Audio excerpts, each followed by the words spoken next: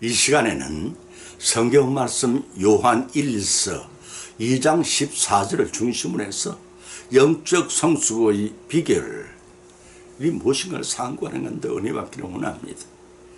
욥기 23장 10절에서 기록하기를 나의 가는 길은 오직 그가 아시나니 그가 나를 단련하신 후에 내가 정금같이 나오리라 하고 기록하고 있습니다. 이 말씀의 핵심은 성도들은 단련하신 후에 정금같이 만들겠다는 뜻입니다. 그것은 곧 하나님의 자녀답게 천국 백성으로 정결한 몸을 만드시겠다는 뜻입니다. 바닷가의 조개 마을의 진주 조개 하나가 파도에 떠밀려 왔습니다. 조개들은 다투어 국경을 갔습니다. 그러나 진주 조개는 상상과는 달리 그저 평범한 조개일 뿐이었습니다. 바지락이 먼저 말을 진주 조개에 걸어왔습니다. 진주 씨앗을 얻을 수 없겠니? 진주 조개를 뭐를 저으며 말했습니다. 우리의 진주는 나누어 줄 수 있는 것이 아니야. 그럼 어떻게 그 값진 보석을 가질 수 있는데? 진짜로 사랑을 하면 돼. 이번엔 다슬기가 나서며 말창기를 했습니다. 진주를 가지면 상태가 어때? 마음도 몸도 편하고 좋아? 아니야. 몸은 아파. 견디가 어릴 만큼 아파. 근데 못하려고 바보같이 품고 있어. 그 말 한마디에 조개들은 피식 웃으며 흩어져 갔습니다. 혼자 남은 백합이 지친 진지한 표정으로 물어보았습니다. 진주를 품지 않고 사는 것과 품고 사는 것이 어떻게 다른지 말 좀 해주지 않을래? 그것은 사는 의미와 관계가 있는 거야. 진주를 품지 않으면 지금은 편안히 그냥 먹고 즐기며 살면 그만이니까. 그렇지만 좋은 진주를 휴생 없이 어떻게 진주를 키워낼 수 있겠니? 그날부터 백합하는 말이 줄어들기 시작했습니다. 백합하는 흰고름이 퍼지고 있는 수평선을 바라보며 참 사람이 무엇인지를 곰곰이 생각하기 이르렀습니다. 어느 날 백합은 바지락을 공격하는 불가사리를 봤습니다.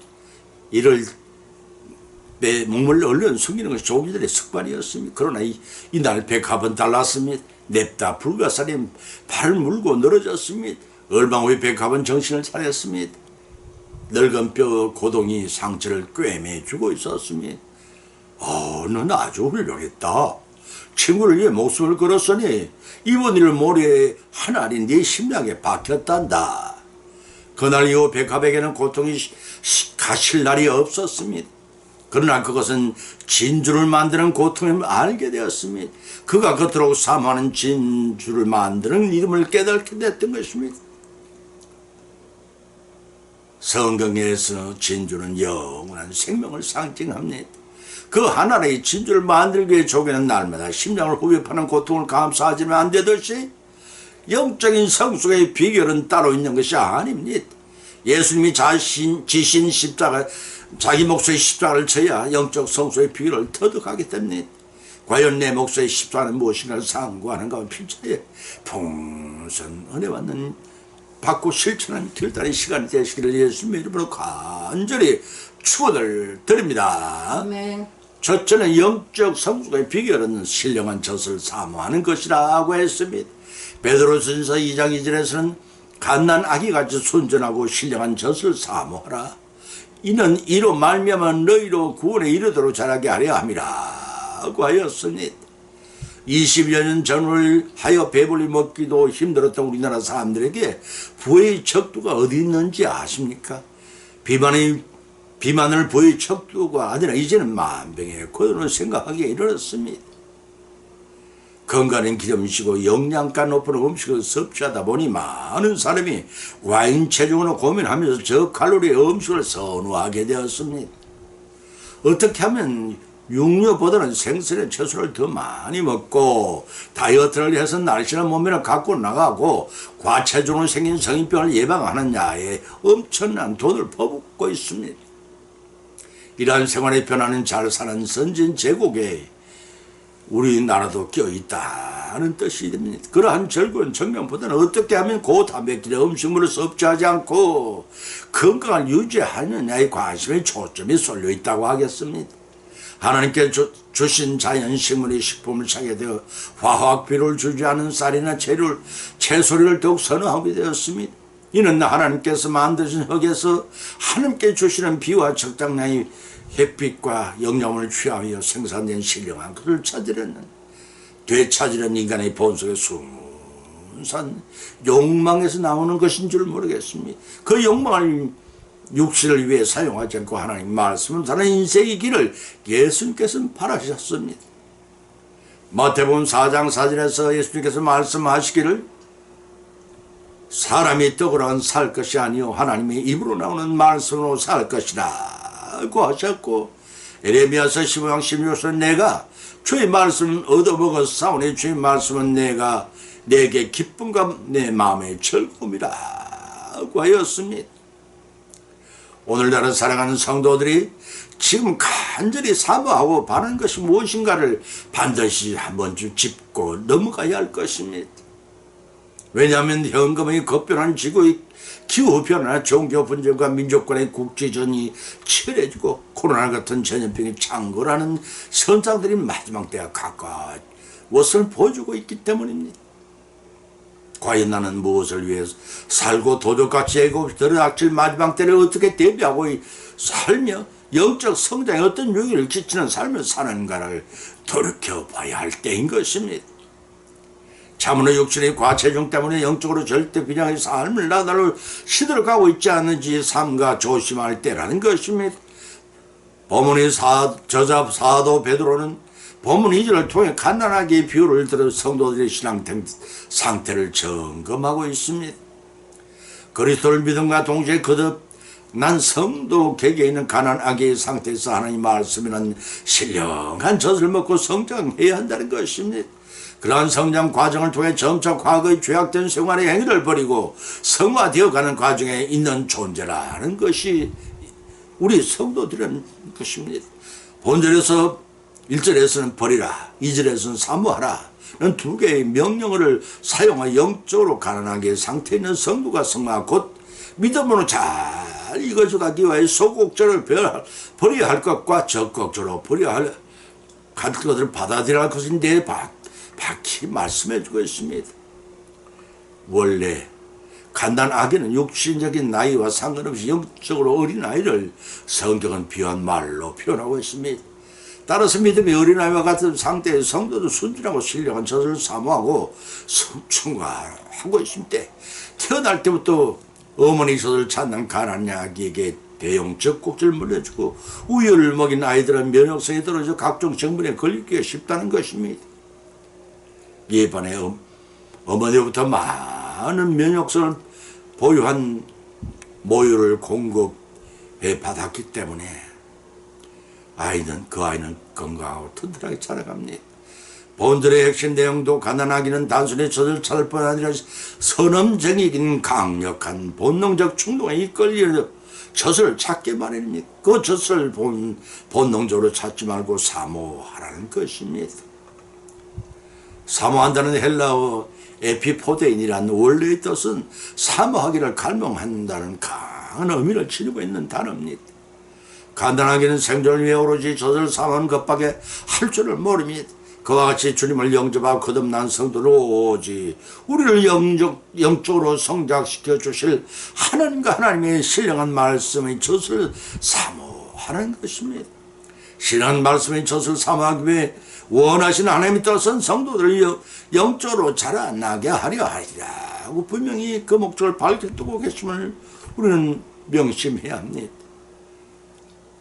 영양 풍부한 좋은 젖을 공급하는 아기가 튼튼하게 자라는 것처럼 신령한 말씀의 젖을 잘 받아먹는 성도가 마지막 때에 나타나기로 예비하신 영광과 축복을 받기에 합당한 자로 믿음으로 튼튼하게 자라게 됩니다. 따라서 영적 성소의 비결은 신령한 하나님 말씀은 젖을 사모하지 않고 세상의 혼통한 젖을 사모하여 자라는 자는 종말의 영적 성장 하지 못해 버림을 받게 된다는 사실을 알고 신령한 젖을 사모하여 건강하게 자라서 하나님이 기뻐하시는 참 성도의 모습대로 자라는 시간을 예수님 이름으로 축원드립니다. 두 번째는 영적 성장의 비결은 모든 은사를 존귀히 여기고 전심전력하는 것이라고 했습니다. 디모데전서 4장 13절 15절을 찾아보면 내가 이를 때까지 읽는 것과 권하는 것과 가르치는 것에 창념하라. 네 속에 있는 은사 곧 장로의 회의에서 안수받을 때 예언으로 말미암아 받은 것을 조심 없이 말며 이 모든 일에 전심전력하여 너희 진보를 모든 사람에게 나타내게 하라고 하였습니다. 발길에 흔히 차이는 돌멩이 한 개도 하나님께서 버릴 곳이 없어서 그곳에 두신 것이 결코 아닙니다. 조심하지 않으면 발가락이 다치되어 주의하지 않고 하늘을 팔게 되면 넘어져 다친다는 교훈을 주기 위하며 남들에게도 그 교훈을 전하는 이웃 사랑을 실천하기 위한 의미로 거기에 두신 것이라고 생각합니다. 하물며 우리를 이 땅에 태어나게 하시고 살아가게 하시며 마침내 천국 백성으로 살아가게 합당한 선도로 만들어 나가시려는 하나님의 성도들을 향한 사랑이겠습니까? 하나님께서는 여름밤 하늘의 별들이 아무리 많아도 질서정연하게 자기 몫을 다하게 하시는 것처럼 이 지구상에 73억이 넘는 인생 각자에게 필요한 달란트를 주셔서 그 은사를 받은 대로 존귀하게 여기고 살아가게 하십니다. 명예를 얻기 원하는 자는 그 일에 집착하고 부를 축적하기를 바라는 자는 그 일에 전념하고 권력을 바라는 자는 그 일을 성취하기 위해서 시간을 전력 투구를 합니다. 이것이 세상 사람들의 욕망이요 삶의 의미가 됩니다. 마침내 대부분의 사람들은 원하는 바를 성자의 행복을 누리기는 원하지만 그때는 그것들을 향유할 시간이 너무 촉박한 것을 깨닫게 되는 날이 올 것입니다. 어리석은 종의 면식이 있는 연구생을 만난 일이 있어 젊은 시절 서울대 생화학연구실에 자주 들린 적이 있습니다. 저는 새파란 20대 젊은 시절에 명주 한복으로 멋을 부리고 다니던 때였습니다. 연구실장으로 계시는 박사 교수님이 나만 보면 늘 부러워하셨습니다. 어이 미스터 김은 참으로 행복한 나날을 보내고 있구만. 부러워. 웬걸요? 저는 오히려 교수님이 부러운걸요. 아니야. 세상에 내가 부럽다는 사람도 다 보겠는 걸 참 농담이겠지? 미스터 김. 제가 농담을 하기는 교수님이 세계적으로 생화학계에서 명성이 떨치는 유효를 달성하신 박사님이 아니십니까? 허허, 박사는 뭐라고? 명성을 떨치면 무슨 소용인가? 허구한 날 연구실에 젊은 나를 다 버리고 이제 청춘을 향유해 보려고 해도 다 지나고 무년 백발이 성성하지 않은가? 내게 다시 젊음이 주어진다면 차라리 저는 아낌없이 시간을 자유롭게 향유하고 싶다네라고 하였습니다. 서로가 뭔가 부족한 삶을 살지 못한 탓에 서로를 부러워했던 것입니다. 이처럼 세상의 물질을 추구하는 삶은 만족스러움이 없습니다. 성취해도 어쩐지 성공된 후회가 남기 마련입니다. 그러나 영적인 삶을 최종 목표로 삼고 세상의 육신적인 삶을 부수적으로 사는 사람은 현재는 어렵고 힘들지라도 정문에 후회하지 않고 사는 삶, 그들이 성취하지 못하는 충족하고 행복에 넘치는 삶을 얻게 될 것임을 여러분이 믿으시기 바랍니다. 그런 삶이 내 보면은 내가 이럴 때까지 읽는 것과 권하는 것과 가르치네 전념하라고 하였습니다.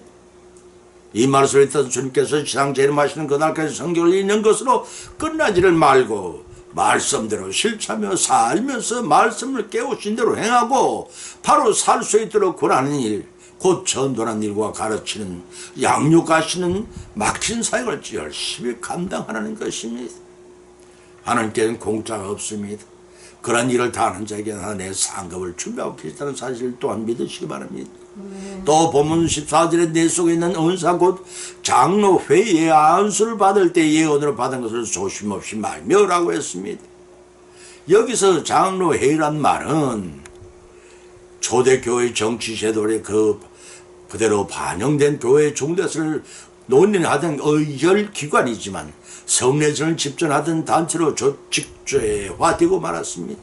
사도행전 20장 17절의 말씀입니다.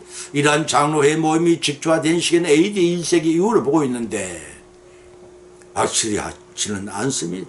또 본절에서 안수는 구약시대는 족장들이 축복할 때 창세기 8장 14절 말씀입니다. 직분자를 세울 때 민수기 8장 10절입니다. 신명기 34장 9절의 말씀입니다.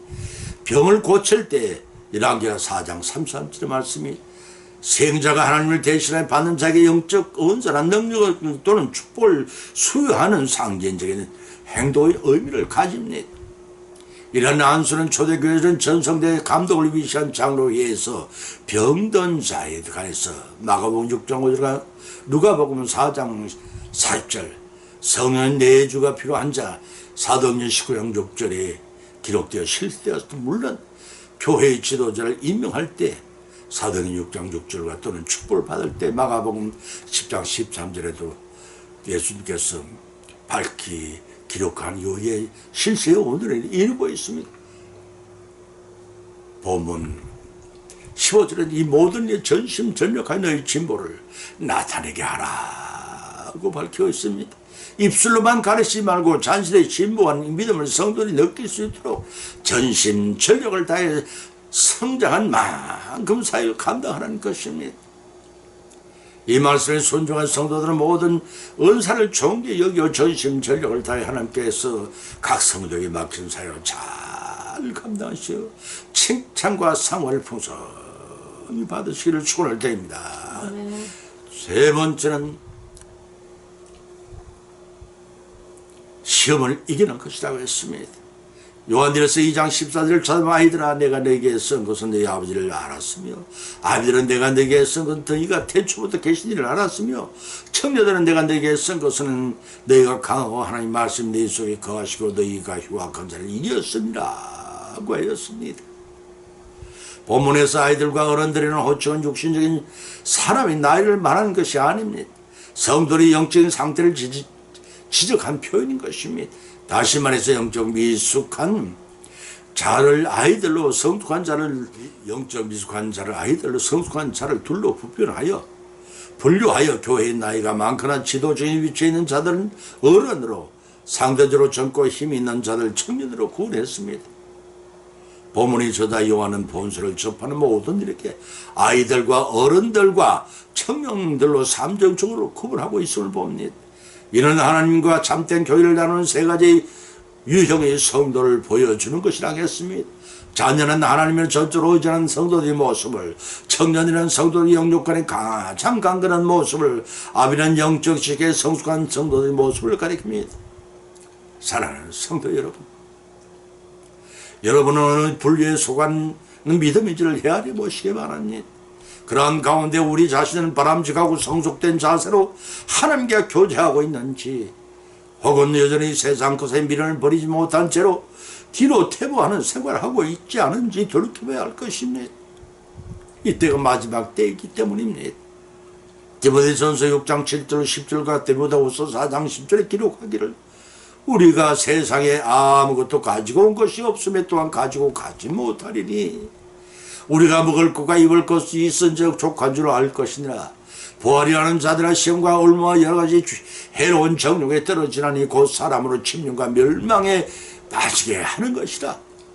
도는 일만 악의 불의가 되는 이것을 사모하는 자는 미혹을 받은 믿음에 떠나 많은 근심으로 자기를 찔렀도다 라고 같은 말 디모데전서 6장 7절 10절에 기록되어 있고, 대만은 이 세상을 사는 나를 버리고 데살로니가로 갔고 그루스게는 갈라디아로 디모데는 달마디로 갔고 라고 하였습니다.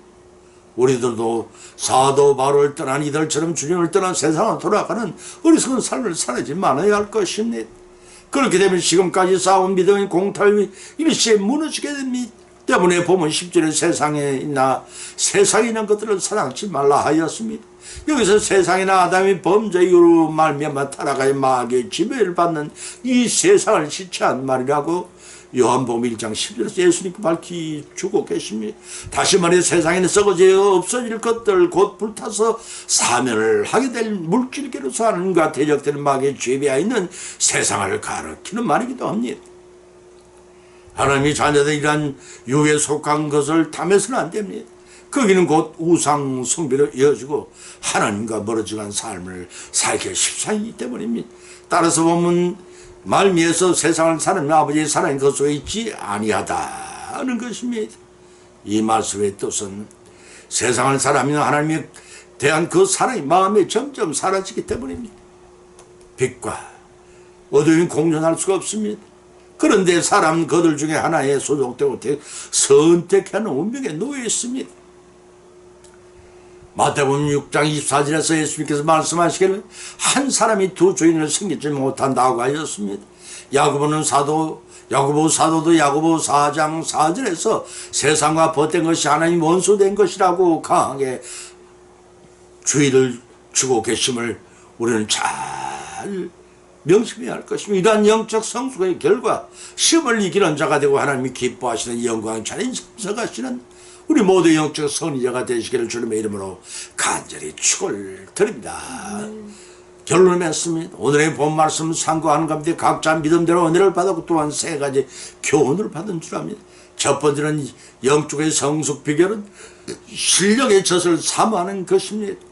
진리의 성경 말씀을 엑기스대로 순종하고 실천한 삶을 통해 항상 세상 우유를 먹고 탈이 나지 말고 모유같이 건강한 말씀에 신령한 젖을 삼아요 나날이 영적 성숙을 이루어 가라는 것입니다.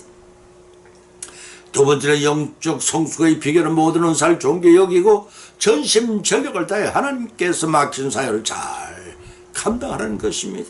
세 번째는 영적 성숙의 비결은 시험을 이기라는 것입니다. 몸은 이 땅에 머물러 있지만 우리 성도는 이미 천국의 호적에 올라가 있는 천국 시민임을 아셔야 합니다.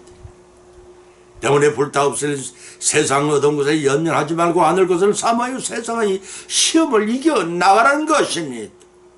이러한 교훈을 받은 것으로 그치 말고 남은 생의 여정의 삶 속에서 실천하여 풍성한 결실을 거두므로써 언약하신 하나님 복을 모두 성취 누리시는 저와 여러분이 되시기를 예수님의 이름으로 간절히 축원을 드립니다. 아멘. 찬송가 436장을 올리겠습니다.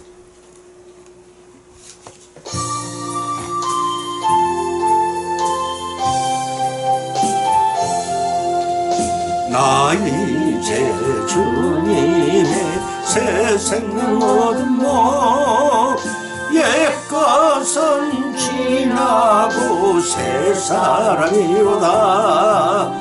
그 생명 내 맘에 강같이 흐르고 그 사랑 내게서 해같이 빛난다.